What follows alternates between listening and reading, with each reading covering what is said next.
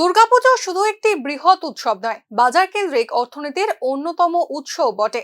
তবে সাম্প্রতিক ভয়াবহ বন্যার কারণে ব্যাপকভাবে ক্ষতিগ্রস্ত গ্রাম ত্রিপুরার অর্থনীতি, যার কারণে মন্দা পুজোর বাজার অনেকটাই ম্লান হয়েছে পুজোর আনন্দ।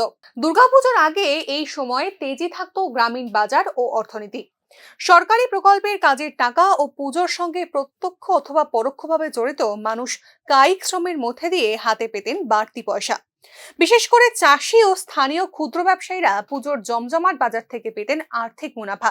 তেজি বাজারের কারণে রাজধানীর পাশাপাশি বিভিন্ন জেলা ও মহকুমায় পুজো হয়েছে বৃহৎ আকারে ও জাঁকজমকের সঙ্গে। কিন্তু রাজ্যে সাম্প্রতিক বিধ্বংসী বন্যায় ব্যাপকভাবে ক্ষতিগ্রস্ত গ্রামীণ অর্থনীতির কাঠামো, যার সরাসরি প্রভাব পড়েছে পুজোতে। মফস্বলের বহু ক্লাব এবার জাঁকজমক বাদ দিয়ে কোনো মতে পুজোর আয়োজন করছে, যার অন্যতম কারণ গ্রামীণ মানুষের কাছে নগদ অর্থ নেই বললেই চলে। ফলে পুজো দোরগোড়ায় হলেও ঝিমিয়ে আছে মফস্বল ও গ্রামের বাণিজ্যিক প্রতিষ্ঠানগুলি। এই অবস্থার যে রাতারাতি পরিবর্তন হবে সেও নিশ্চিত নয়। ফলে বলা যায়, গ্রাম ত্রিপুরার পুজোর আনন্দ এবার অনেকটাই থাকবে জৌলুসবিহীন। বন্যার কারণে বিশেষভাবে ক্ষতিগ্রস্ত হয়েছে চাষিরা। মূলত তাদের টাকাতেই জমজমাট থাকতো পুজোর বাজার।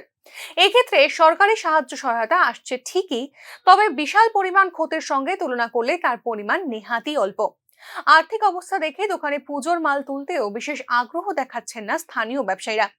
বলার অপেক্ষা রাখে না সমানভাবে ক্ষতিগ্রস্ত বাণিজ্য মহল। কারণ পুজোর বিক্রি বাচ্চার লাভের দিকেই আগ্রহের সঙ্গে তাকিয়ে থাকতেন বিভিন্ন ব্যবসায়ী। তাদের মুখেও এবার বিষাদের ছায়া। মানুষের এই সার্বিক দুরবস্থা দেখে পুজোর বাজেট বাধ্য হয়েই কাটছাট করছে মফস্বলের বহু ক্লাব।